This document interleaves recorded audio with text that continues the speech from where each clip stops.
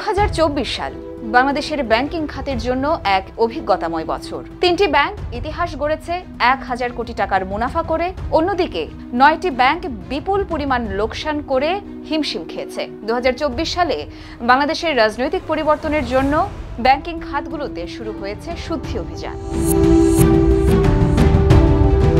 দীর্ঘদিন গোপনে থাকা খেলাপি ঋণের হিসাব প্রকাশ্যে এলে বদলে যায় চিত্র। মুনাফা করা ব্যাংকগুলোর শীর্ষে ছিল স্ট্যান্ডার্ড চার্টার ব্যাংক, 3300 কোটি টাকার রেকর্ড মুনাফা। ব্র্যাক ব্যাংক, সিটি ব্যাংক এবং HSBCও প্রথমবারের মতো 1000 কোটি টাকা অতিক্রম করে। CFA সোসাইটি বাংলাদেশের সভাপতি আসিফ খান বলেছেন, যারা সুশাসন বজায় রেখেছেন তারাই লাভবান হয়েছেন, আর যারা গাফিলতি করেছেন তারা ক্ষতির সম্মুখীন হয়েছেন। জনতা ব্যাংক 3066 কোটি টাকা লোকসান, এবি ব্যাংক 1968 কোটি টাকা লোকসান, ন্যাশনাল ব্যাংক 1707 কোটি টাকার লোকসান।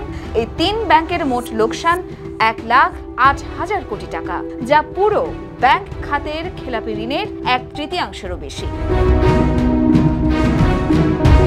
জনতা ব্যাংকের এমডি মুজিবুর রহমান বলেছেন, রাজনৈতিক পরিবর্তনের পর প্রকৃত সম্পদ শ্রেণীকরণ করতে লোকসান হয়েছে, তবে তা ইতিমধ্যে পুনরুদ্ধার শুরু হয়ে গেছে। এবি ব্যাংকের সিইও জেড.এম. বাবর খান বলেছেন, বড় কর্পোরেট খেলাপি ও রাজনৈতিক অস্থিরতা তাদের বড় আঘাত করেছে, তবে এখন ঘুরে দাঁড়ানোর চেষ্টা করছে। অন্যদিকে ভালো ব্যাংকগুলোয় আমানত বেড়েছে, মানুষ এখন বিশ্বাস করে সুশাসন থাকলে মুনাফা নিশ্চিত। খেলাপি ঋণের স্বচ্ছতা যত বাড়ছে ততই পরিষ্কার হচ্ছে।